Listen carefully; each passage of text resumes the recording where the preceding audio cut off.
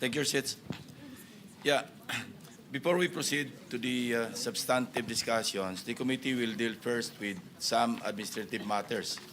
For the record, the members of the House of Representatives implicated by the disguised spouses, as well as Congressman Martin Romualdez and Congressman Eric Yap, cited by Mr. Orly Gutesa, were invited to attend this hearing. Incumbent congressmen were invited through a letter dated 12 November 2025 to Speaker Faustino Boji D. III of the House of Representatives. Now, according to Speaker D, the members will not be appearing before the committee today in order to avoid any possible prejudice to the ongoing investigation and eventual findings of the ICI, Independent Commission for Infrastructure, given that the invited members have already submitted themselves to its jurisdiction and proceedings. Mr. Saldico was similarly invited to appear before this committee. However, his lawyer, Attorney Rui Alberto Rondain, replied that Mr. Co is unable to attend, citing that he is still overseas due to medical reasons.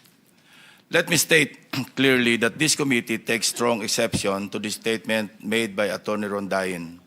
Specifically, his apprehension, and I quote, "I'm apprehensive that any statement he," referring to Mr. Saldico, "may give before the committee will at best preempt any defense he may set up." Our invitation was directed to Mr. Co himself, not to his lawyer. Suffice it to say that Article 1, speaking of jurisdiction, Section 2 of the Rules of the Blue Ribbon clearly states, and I quote, "The filing or pendency of any prosecution or criminal action shall not stop or abate any inquiry to carry out a legislative purpose." Several of the invitees were also sent their excuse letters. Number 1, Jonathan Quirante of Quirante Construction. Excuse, needs to attend to personal operations and project sites affected by Typhoon Tino and needs more time to organize documents. Number 2, Yumir Villanueva of Top Notch Catalyst Builders. Excuse, prior engagement. Number 3, Engineer RJ Dumasig. Excuse, scheduled appearance at the DOJ at 1 p.m. today. The following also sent excuse letters based on alleged medical reasons. Engineer Gerard Opulencia, Regional Director, DPWH NCR. District Engineer Manny Bulusan, District Engineer, South Manila District Engineering Office. Commissioner Mario Lipana. The committee also sought the assistance of the Bureau of Immigration to obtain available information on the following individuals: Mark Bakiran Bunagan, Alan Colesio, John Paul Estrada, Orly Regala Gutesa, and Mark Texay. In the response letter dated 30 November 2025, the Bureau informed the committee that there is no record of departure for Mr. Bunagan, Mr. Gutesa, and Mr. Texay. Meanwhile, Mr. Colesio is confirmed to be in the country, having returned from a brief trip abroad from October 18 to October 24, 2025. In the case of Mr. John Paul Estrada, the reported aide of Mr. Saldico, the BI reported that he left the country on September 2, 2025, bound for Hong Kong, and has not returned to the Philippines to date. We're now coordinating with the Philippine Center for Transnational Crime, PCTC, to coordinate with Interpol to track the movement or movements of Mr. John Paul Estrada, as well as other personalities who are now abroad, whose attendance will be needed by this committee. Lastly, this representation received a copy of an order dated October 24, 2025, penned by Carolina or Judge Carolina C. Ecasiano Sison, Executive Judge of the Manila Regional Trial Court, in relation to the investigation conducted by her office on the authenticity of the notarization of the Sinumpaang Salaysay executed by Mr. Orly Gutesa allegedly notarized by Attorney Pechi Rose or G. Espera. For the record, the committee notes that the notarial monthly report submitted by Attorney Espera covers notarized documents recorded under Notarial Book Number 3, specifically Book Number 3, Document Number 41 to 173, pages 10 to 36, period September 11 to 30, 2025. It is further noted that these details differ from those appearing in the sinumpang salaysay of Musgari Cutesa, which, on the other hand, indicates the following particulars. Book number 255, page number 51, or document number, 255, page number 51, book number 8, series of 2005. Furthermore, the order issued by Executive Judge Icasiano Sison looked into consideration the report prepared by Mr. Antonio Magbojos, Executive Officer of the Forensic and Scientific Service, Question Document Division of the NBI. After conducting a comparative examination of the specimen signatures, the NBI concluded that the questioned signature and the standard specimen signatures of Attorney Espera were not written by one and the same person. Since it was found that Attorney Espera has not notarized the sinumpang salaysay, her notarial details, including her signature, contained in the said document is falsified. As such, the order declared that there was no sufficient basis to hold Attorney Espera administratively liable in connection with the notarization of the sinumpang salaysay. With that said, let us start. We will recognize again the members of the committee in the order of their arrival. And the first to arrive is, as usual, Senator Erwin Tulfo. Of course, the Senate President, we are joined by the Senate President to arrive second. Then followed by Senator Ontiveros, Senator Pangilinan, Senator Marcoleta, Senator Bam Aquino. So, Senator Tulfo, you have the floor. Thank you, Mr. Chair. I just have a quick statement, Mr. Chair. Distinguished members of the committee. The Professor Wina Guerra of UP Center for Integrated and Development Studies in their policy paper, Flood Control Fiasco, the policy reckoning for accountability in the Philippines, revealed that our flood control failures stem not from lack of funds, but from absence of credible science, data, and accountability, and also, of course, of corruption. One of her recommendations is the revival of Project NOAA and its return to the Department of Science and Technology. Project NOAA once provided real-time hazards, rainfall, forecast, flood simulation, guided both national agencies and the LGUs. It is for this reason that I urge this committee to recommend the said policy, Mr. Chair. Thank you. Before anything else, we also invited, again, former Undersecretary Roberto Bernardo. He has submitted this supplemental affidavit to the Department of Justice, and we want to hear, for the record, his sinumpang salaysay as submitted, or supplemental affidavit. This is supplemental to the September 25 affidavit that he submitted likewise to the Department of Justice, which he also testified before this committee. So, Undersecretary Bernardo, you're recognized. Good morning, Mr. Chair and the honorable members of the Blue Ribbon Committee. Mr. Chair, may I be allowed to read an opening statement? Go ahead. How many minutes? 3 minutes lang po. Go ahead. Okay. Salamat po. Dear Senator Lacson and honorable members of the Blue Ribbon Committee, again, I am Roberto R. Bernardo, formerly an Undersecretary for Operations of the Department of Public Works and Highways. Today, I am once more before the Honorable Blue Ribbon Committee upon its invitation and consistent with my assurance during my first appearance last September 25, 2025 to fully cooperate in its ongoing investigation. I am here not only out of respect for the invitation of the Honorable Committee, more importantly, I am compelled to come clean because of my fear of God Almighty and my ardent desire for my countrymen to give me a chance to atone for what I have done and failed to do, for which I offer no excuse or justification. Nung ako'y nabanggit sa mga irregularidad na ito, ang una kong naisip ay manahimik tungkol sa nalalaman ko. Haharapin ko na lang ang mga asunto na isasampa sa akin. Ako ay aasa na lamang sa pamamagitan ng aking pananahimik ay makakakuha ako ng proteksyon mula sa makapangyarihan sa politika at maimpluwensyang mga personalidad na silang may pakana o kaya nagbigay daan sa mga irregularidad na ito. Gayunpaman, napagtanto ko na ang isang pagkakamali ay hindi maaaring iwasto ng isa pang pagkakamali. At kung may maisang pamangkaso ay maaaring magtagal ito bago matapos. Sa aking pagkakaalam sa mga nakarang scam, tulad ng ilang kaso ng PDAF, mahigit isang dekada na ang nakalipas, hanggang ngayon ay dinidinig pa. Kawawa ang bayan. Hindi ko matiyak kung ang mga pangunahing may sala sa mga irregularidad na ito ay mapapatawan ng kaukulang parusa sa lalong madaling panahon.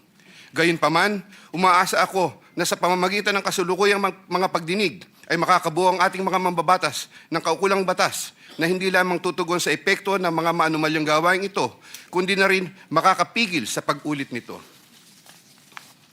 The magnitude of the irregularities and how this have gravely affected and will affect our nation and its citizens cannot be overemphasized.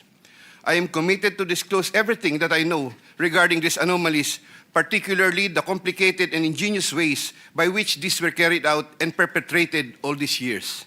This, despite the serious threats to my personal safety and that of my family and loved ones. Mula sa aking paninilbihan bilang isang mababang laborer hanggang ako'y naging isang undersecretary, napag-alaman ko na ang profesional na kakayahan at integridad ay maaaring hindi sapat upang matiyak ang tagumpay sa profesional na karera ng isang tao. Nakapaloob sa isang tiwaling sistema kung saan ang isang tao ay pinangakuan ng biyaya o kaya'y pinipilit na lumahok sa mga irregularidad. Ang takot sa maaaring masamang mangyari bunga ng hindi pagsunod o pagnanais na rin sa personal na pakinabang o kaya'y kombinasyon ng dalawang ito ay sumisira sa moral na direksyon ng isang tao. Lalo na kung ang mga dapat na may pangunahing kakayanan na humadlang sa masamang gawain ay siya ring may pakana nito at nagbibigay daan dito. Naniniwala ako na hindi lamang ako ang nakaranas sa sitwasyong ito. Nakikiusap ako sa mga nasa ganitong kalalagayan na magtiwala sa kinauukulan at lumantad na at makipagtulungan sa kasalukuyang investigasyon. In connection with my application for coverage as a state witness under Republic Act No. 6981, I have earlier submitted to the Department of Justice a second supplemental affidavit further clarifying my previous disclosures on the government flood control and other infrastructure projects subject of the present proceedings. Once again, with the assurance of the Honorable Committee that my rights and benefits under RA 6981 shall be respected, I will be submitting the second supplemental affidavit to the Honorable Committee with the prior authority of the Department of Justice through the Honorable Frederick A. Vida, Acting DOJ Secretary, as set out in an authority to disclose, which I am likewise submitting to the Honorable Committee. Thank you po. Proceed with your statement.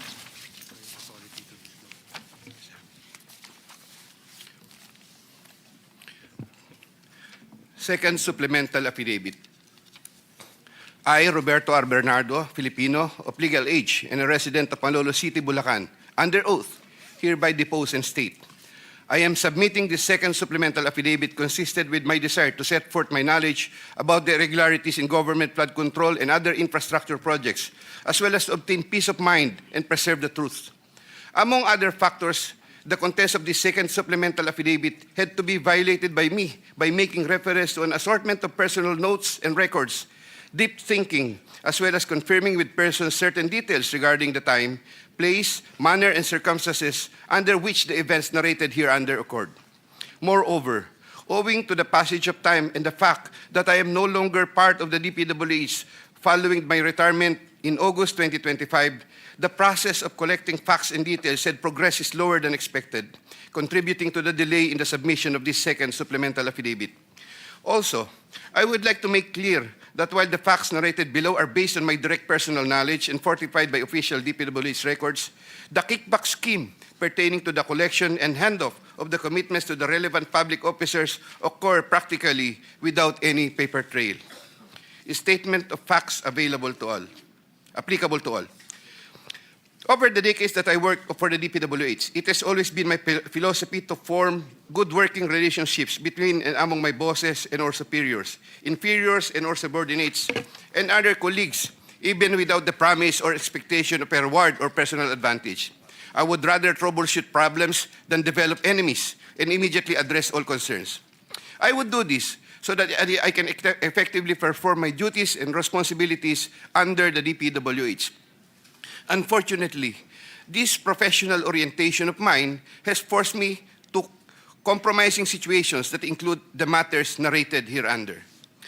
I reiterate my deep remorse and guilt for what I have done, and I am now animated by an honest desire to help rectify the institutional defects in the systems and operations, not only of DPWH, but also other government agencies, and help in developing lasting and meaningful reforms. I can confirm, based on my personal knowledge, that in some form or another, and on various extents, based on current setup, each and every DPWH official, employee from top and down the line is buffeted with various avenues of corrupt acts and practices. This would include high-ranking members of the department, such as secretary, undersecretaries, assistant secretaries, regional directors, district engineers, bids and awards committee members, engineers, inspectors, and all the way down to laborers. This is also true for several top officials of other departments and or agencies, such as but not limited to the Department of Finance, Department of Environment and Natural Resources, Department of Health, Department of Education, Department of Agriculture, Department of Agrarian Reform, Department of Transportation, Philippine Charity Sweepstakes, Philippine Coconut Authority, etc. Moreover, I can confirm, based on my personal knowledge, that in some form or another, and on various extents, most proponents have their own designated contractors who will take on the projects for the former's benefit and advantage. Sometimes, other proponents would request me to suggest contractors for them who are known to me or referred to me by friends and other personalities. There are situations that national and local elected politicians would request me to source projects for them. If given more time and opportunity to review the records and confirm supporting facts, I may be able to particularize the details of these transactions and dealings. Senator Ramon Bong Revilla Jr. I have a close and friendly relationship with Senator Ramon Bong Revilla, and we go all the way back since the time of Amay Bisaya and Mayor Viseo, who first introduced me to the former legislator while I was still a district engineer in Laguna sometime in 2005 or 2006. We frequently meet in important social gatherings. Senator Revilla later on became a godparent of two of my daughters, while I became a godparent to one of his children. When Senator Revilla was incarcerated, I visited him several times at the PNP Custodial Center at Camp Crame. Because of our close relationship, Senator Revilla had asked me for assistance on several matters which I can no longer exactly recall at the moment because this happened a long time ago, and I presently don't have records to help me reconstruct the events. Sometime in the third quarter of 2024, Senator Revilla and I met where he asked me for a list of projects for funding, ostensibly to help him in his national campaign. When Senator Revilla asked me about the percentage of the commitment, I suggested either 20 or 25, to which Senator Revilla said 25%. Soon thereafter, also in the third quarter of 2024, I asked then District Engineer Henry Alcantara to prepare a list of projects, which he subsequently gave to me. The said projects are enumerated in a list here to attach as Annex A. Moreover, still in the third quarter of 2024, I also asked then District Engineer, but later Regional Director for NCR, Engineer Gerard Opalencia, to prepare a list of projects, which he subsequently gave to me. The said projects are enumerated in a list here to attach as Annex B.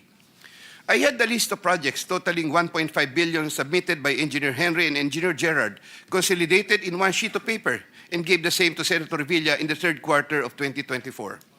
With respect to the projects under the NEP and HGAB, I followed this up with Secretary Manny Bonoan upon request of Senator Revilla, who would also follow this up with Yusek Cathy Cabral.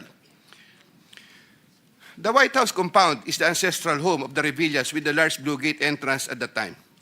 Sometime in the last quarter of 2024, Engineer Alcantara collected the 25% commitment of about 125 million and informed me that the same was ready for turnover through Engineer Gerard Opulencia. Engineer Gerard Opulencia told me that the 25% commitment was already loaded in my vehicle. After receipt of the 25% commitment, which were packed in 6 cardboard boxes, each containing at least 20 million, and 1 paper bag containing 5 million, I called up Senator Revilla to inform him the same is ready to be turned over to him. Sometime December 2024, probably the Monday after my receipt of the commitment, my driver and I went to the residence of Senator Revilla. Upon reaching the area, I tried calling Senator Revilla, but he was not answering my call, so I waited. After waiting for approximately 1 hour at a nearby gasoline station, we were finally allowed inside the compound by the guard. Once inside, we parked the vehicle, and shortly upon alighting, I saw Senator Revilla at the terrace. I walked over to Senator Revilla for a casual talk. While the boxes were being unloaded, Senator Revilla and I talked for about 20 to 25 minutes. I asked him, Sen, bakit hindi ka nangangampanya? Senator Bong replied, okay naman pare, maganda results ng survey. Relax muna. The personnel of Senator Revilla helped in unloading the boxes. After the delivery of the commitment, I headed back to Manila. Sometime late January or February 2025, in relation to a list of projects submitted by Engineer Gerard Opulencia, Senator Revilla called me to follow up on the status of the commitment. About a week later, sometime February 2025, I informed Senator Revilla that the same was ready for turnover. Before the start of the campaign period for national elected positions, I directed one of my aides to deliver commitment amounting to 250 million to the residence of Senator Revilla at the White House compound, Aguinaldo Highway, Bacoor, Cavite. Senator Nancy Binay.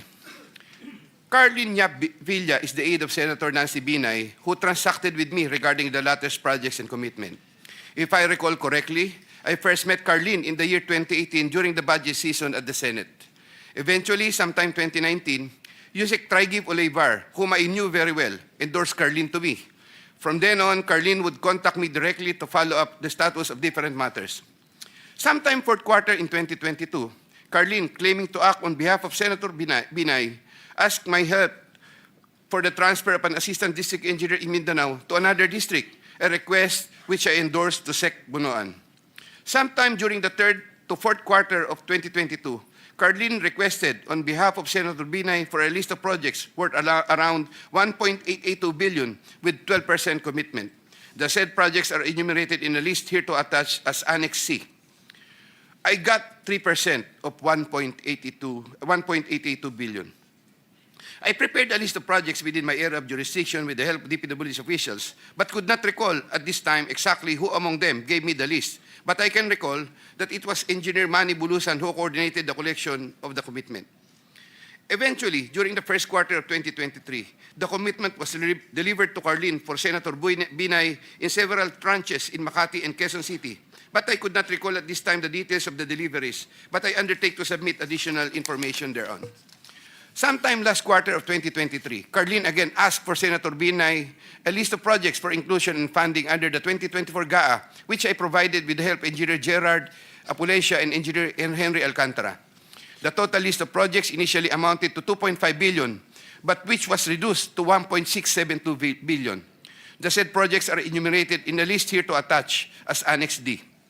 Apparently, some individual or group offered Senator Binay a higher amount of commitment of 15% instead of the previous 12%, with the promise that the commitment would be released much earlier. Yusek Trigib learned about the plan to transact with this individual or group, and I was informed by Yusek Trigib that he confronted Carlin and said to her, "Bakit nyo binabawasan ng kay Robert? Siya din naman ang nilalapitan ng mga yan pagka nagkakaproblema." However, sometime later part of December 2023, Carlin called me and requested for a 50 million advance for Senator Binay's use for the holiday season because the individual or group was unable to deliver on their promise, and which I then helped to fix. Thereafter, Carlin told me that Senator Binay was expecting an increase in the commitment from 12 to 15%, which I agreed to fulfill. I did not get any percentages from the aforementioned projects worth 1.672 billion, but I was reimbursed the 50 million which I earlier advanced. I was nurturing goodwill with Senator Binay by fulfilling the commitment. Sometime 2024, Carlin requested me to relay to Sec. Bunoan Senator Binay's request for some allocation under the NEP, which I did. Sec Bonoan allocated 500 million for Senator Binay under the NEP for 2025, which I relayed to Carlene. Carlene told me to prepare a list of projects for the 500 million allocation. I then asked a list of projects from Engineer Henry and Engineer Gerard worth 500 million, which I then submitted in person with Sec Bonoan, who then told me he will instruct Yusek Cabral to include the same in the NEP. The list of projects was included in the NEP for 2025. The said projects are enumerated in a list here to attach as Annex E. Likewise, sometime in the last quarter of 2024, Carlene for Senator Binay asked for a list of projects to be included in the 2025 GAA. I then directed Engineer Henry and Engineer Gerard of Polencia to prepare a consolidated list of projects. I submitted a list of projects totaling 3 billion to Carlene, but only approximately 2.6 billion was included. The said projects are enumerated in a list here to attach as Annex F. After these projects appeared in the GAA, Engineer Bulusan, Engineer Opolencia, and myself collected, raised, and prepared the 15% commitment, which was all turned over to me. There were difficulties in collecting the commitment, as there were contractors, congressmen who did not give amount considering the issue of for later release projects totaling approximately 80 million more or less, which I had to advance.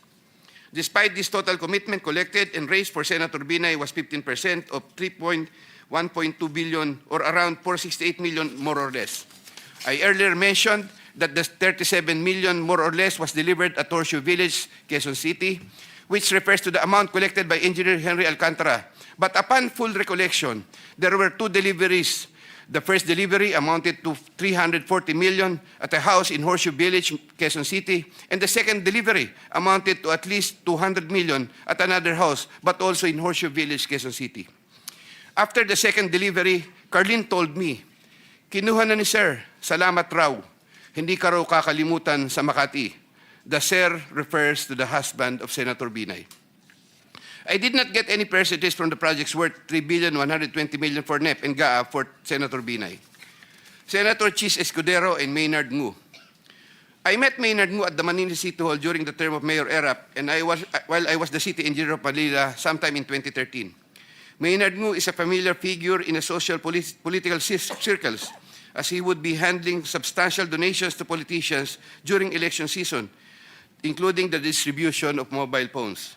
During the 2022 national elections, Maynard Ngu approached me and asked for help in raising campaign funds. I and other DPWH officials assisted Maynard Ngu in raising campaign funds.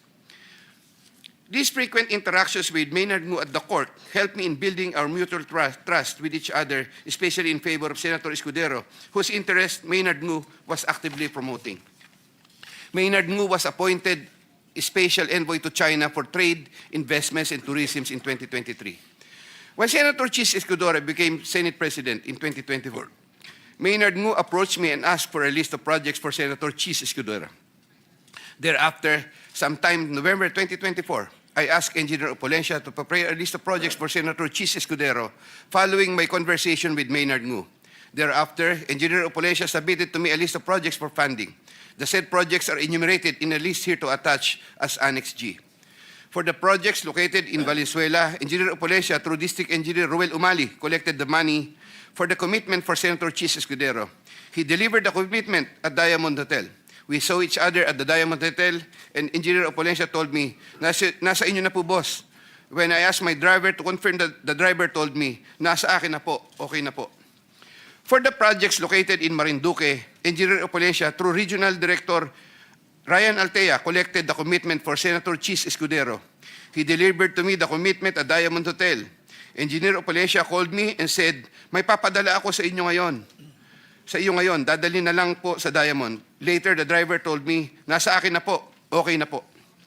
Following a deeper recollection of the facts and checking with public records, I can now confirm that in addition to the Valenzuela and Marinduque projects, Engineer Opolencia also provided the list of projects for Oriental Mindoro and Quezon City. The complete list of projects for Senator Chis Escudero is worth 1.4 billion with 20% commitment. The said projects are enumerated in a list here to attach as Annex H. Sometime early 2025, I made the first delivery of 160 million for Senator Chis Escudero at the Cherry Mobile Building at Maynard Ngu in Apacible Street, Manila. Thereafter, early 2025, I made the second delivery of 120 million for Senator Chis Escudero, also at the Cherry Mobile Building of Maynard Ngu. Senator Jinggoy Estrada. I have known Senator Jinggoy Ejercito Estrada since I met Senator Jinggoy Estrada through the social circles of Senator Bong Revilla. We usually had encounters during social gatherings of people in the movie industry. We developed a close relationship. Sometime in 2010, when I was Assistant Regional Director of DPWH Region 4A, Senator Jinggoy was backing me to become a Regional Director.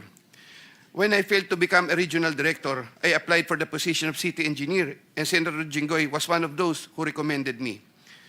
When he was incarcerated, I would visit him, but sometimes together with then City Mayor Joseph Erap Estrada. Sometime in 2023, Senator Jinggoy requested Secretary Bunoan through me for projects worth 500 million. Secretary Bunoan agreed to give 450 million for the DPWH NCR building, which Yuse Cabral included in the NEP for 2024, with an 18% commitment for Senator Jinggoy. Senator Jinggoy called me sometime in the third quarter of 2024 and asked me to request the amount of 1 billion from Sec Bunoan. Senator Jinggoy said, "Tulungan mo na lang ako dyan kasi marami pa akong tutulungan sa eleksyon." I replied, "Okay na ba ang 25% Sen?" Sen Jinggoy responded, "Okay na ang 25%. I relayed to Sec Bunoan the request of Sen Jinggoy. The former then asked me to prepare a list of projects for the latter. In turn, I asked Engineer Gerard Opalencia for a list of projects.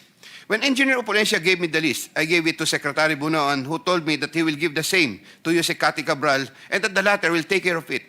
At the moment, I cannot locate the list or a copy thereof. Later on, I saw that some of these projects totaling 500 million and included in the list I gave to Sec Bunoan were listed in the NEP for that year. These projects, as appearing in the NEP, are enumerated in a list here to attach as Annex I hereof. Thereafter, Senator Jinggoy called me and asked me what happened to the difference of 500 million. I relayed this to Sec Bunoan. The latter replied that he will prioritize the matter as soon as there is available funding. Subsequently, I found out that the projects totaling 200 million were included in the HGAB for 2025. These projects, as appearing in the HGAB, are listed Annex J hereof. However, Senator Jinggoy called me again for the difference of 300 million to complete the 1 billion project value that was requested. During the BICAM, projects worth 750 million were again included in the projects to eventually form part of the 2025 GAA. The said projects are enumerated in a list here to attach as Annex K. The total budget for the projects which appeared in the 2025 GAA is approximately 1.45 billion, more or less. After Engineer Opalencia collected the 25% commitment, approximately 360 million, and delivered the same to Diamond Hotel in Manila. Thereafter, I tasked my driver to deliver the boxes to Sen Jinggoy at the Artiaga building in San Juan City. Senator Jinggoy personally confirmed to me his receipt of the commitment and thanked me for the same. During the 2024 budget hearing for 2025 GAA, Engineer Alcantara informed me that Senator Jinggoy gave him funding amounting to 355 million for Bulacan First DEO and 500 million from other districts in Bulacan and requested that he, Engineer Alcantara, prepare lists of projects.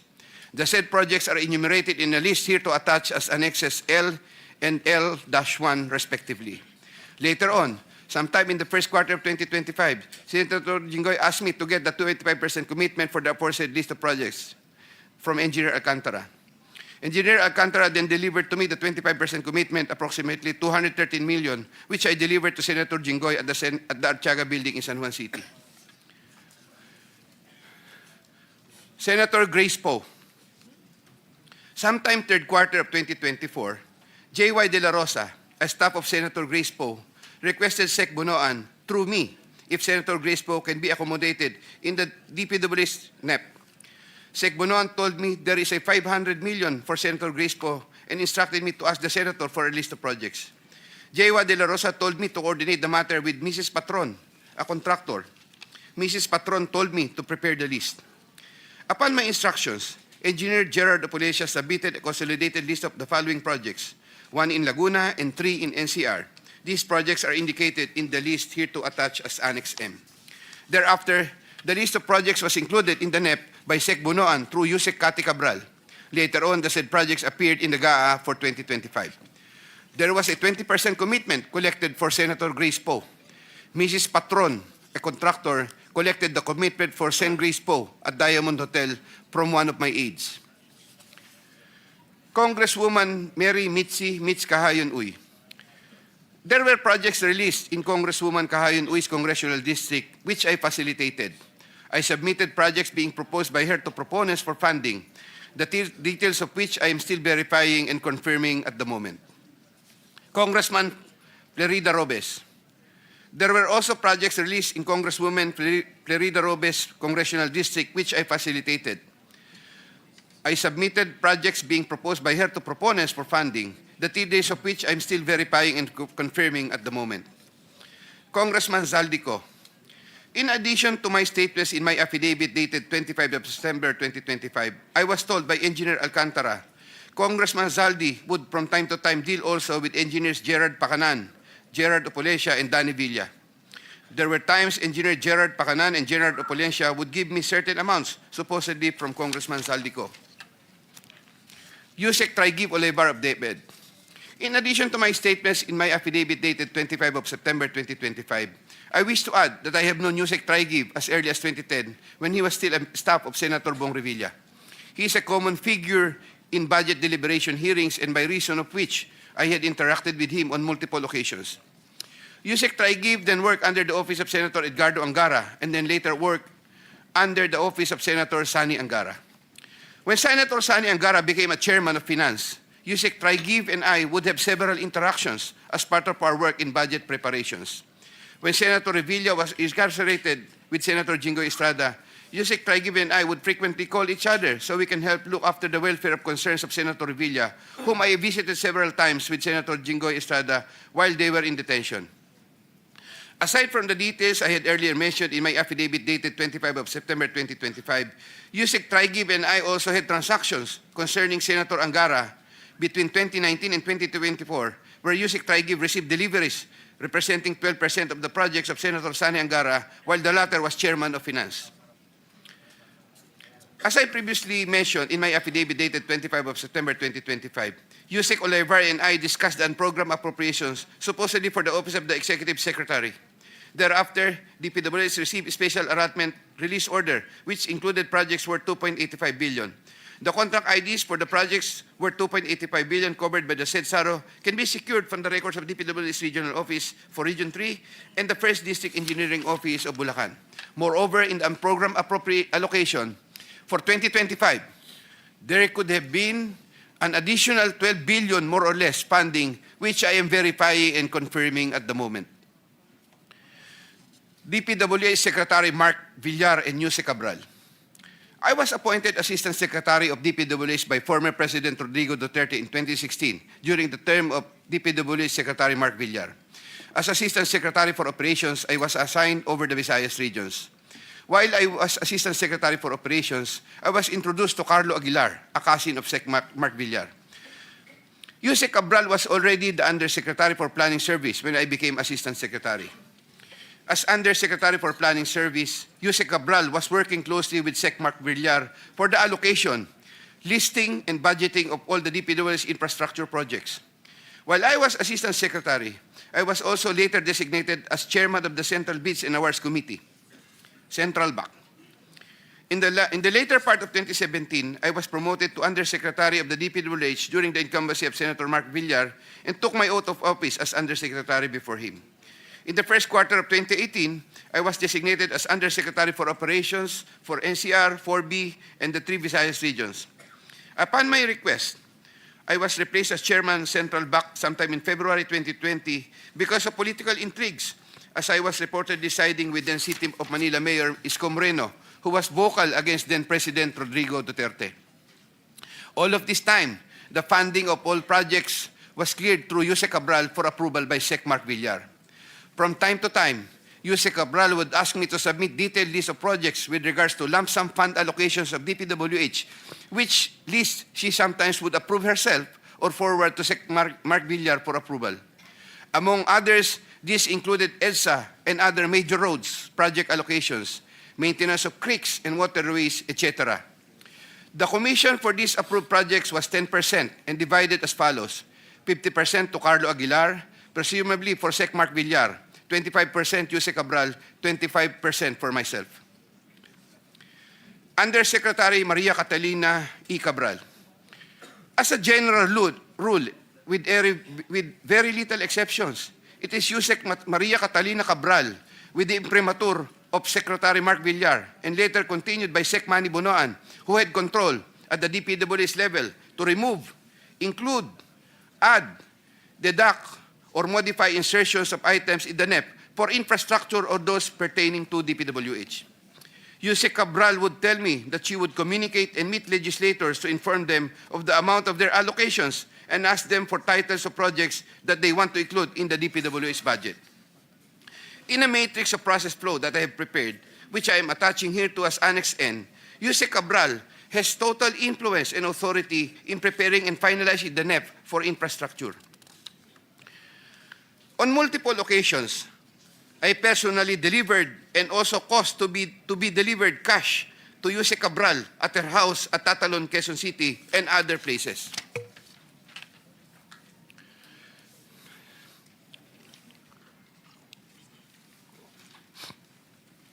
DPWH Secretary Manuel Bonoan. DPWH Secretary Manuel Bonoan is a long-time DPWH official who has held top positions through different administrations.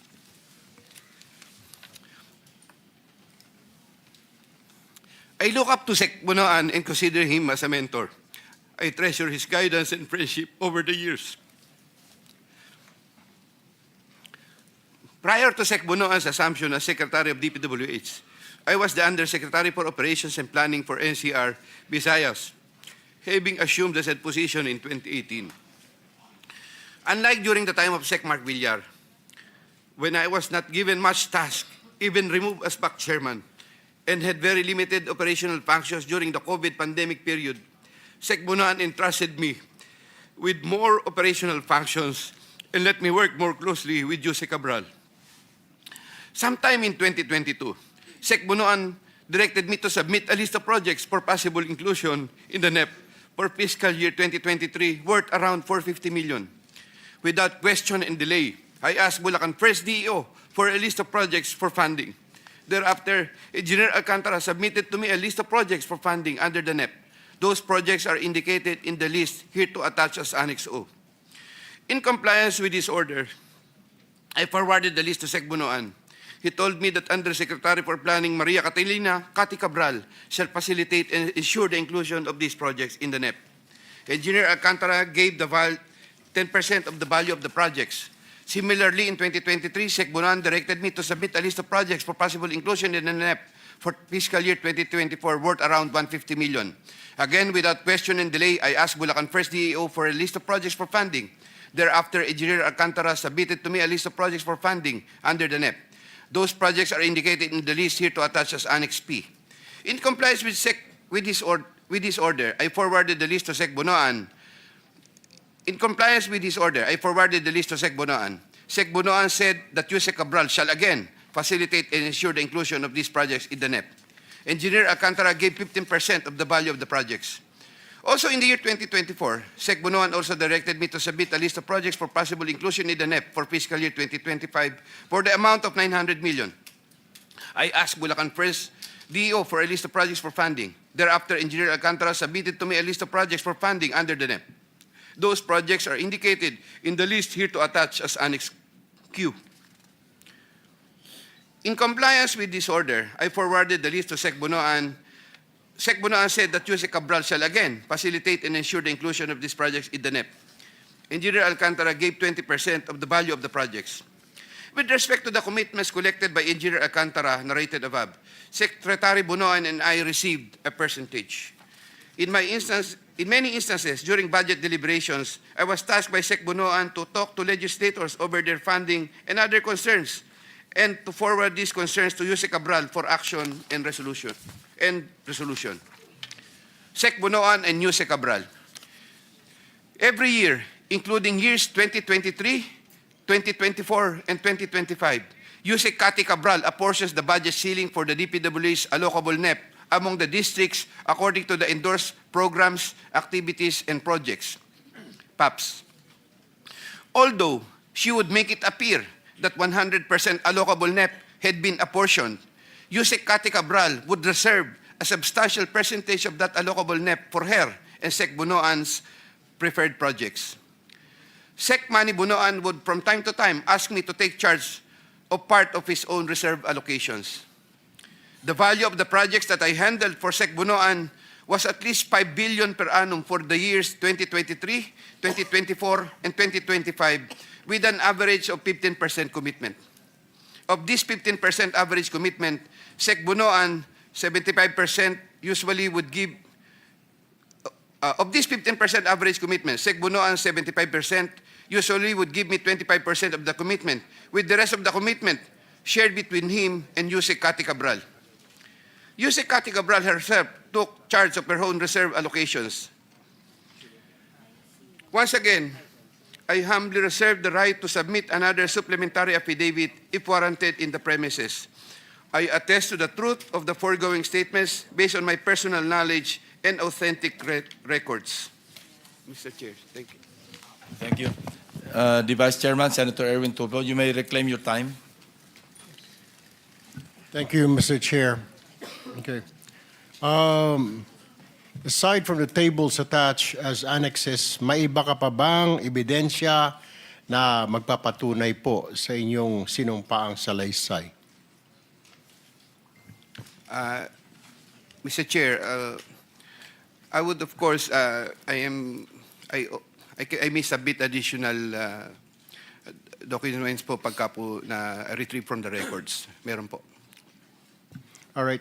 Mr. Chair, babalikan ko po si Engineer Bernardo. Ang tanong ko lamang po at tanong ng mga kababayan natin, napapansin po kasi nila na isa-isa ng mga opisyal, dating opisyal sa DPWH, maging ang ilang mambabatas, ay tumatakbo po sa ibang bansa. How do we stop this flight, Mr. Chair? Kasi baka darating po ang araw, wala na po tayong maimbestigahan, wala na po mapapanagot dahil lahat po sila ay nasa ibayong dagat na.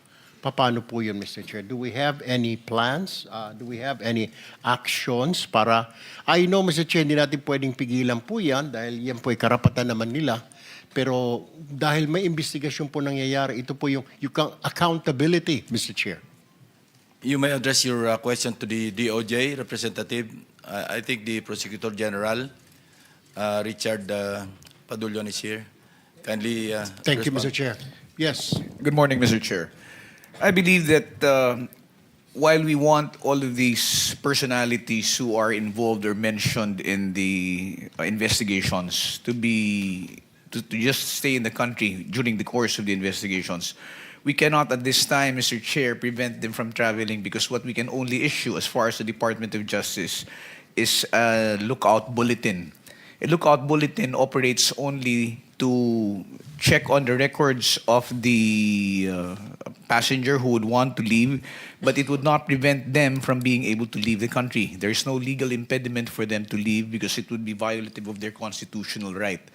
However, if I may be bold enough to suggest, Mr. Chair, in answer to the question of the good senator, yes, there are investigations which are being undertaken at this time, and while I understand that cancellation of passports can only be done if, for example, there are cases which are already filed, and this can only be done through the courts. I believe that representations can probably be made by the investigating bodies with the executive branch, that would be the Department of Foreign Affairs, to possibly hold or possibly cancel passports of those who are undertaking or undergoing investigations, Mr. Chair. Linawin ko lang, Mr. Chair, parang pwede lang yatang kanselahin ang mga passports sa mga ito kapag sila po'y nakasuhan na. Pero what I'm talking about, yung hindi pa po nakakasuhan. Kasi it is not enough, yung lookout bulletin, wala naman hong saysay yun eh. Kahit na nandoon siya sa lookout bulletin, pwede niya sabihin, wala pa naman ho akong kaso. The only way to stop that person is kung may hold departure order, which we know kung may kaso na. So, ano hong pwede bukod dyan na sinasabi sa lookout bulletin? Are you suggesting na the DFA kanselahin ang passport? But can we do that? Wala pa naman po silang kaso and it will violate their constitutional rights. I understand, Mr. Chair, if I may, sir, answer the question. I agree with you totally that there is no basis to cancel the passports up until the time that there are cases which are filed as against them and there are representations or there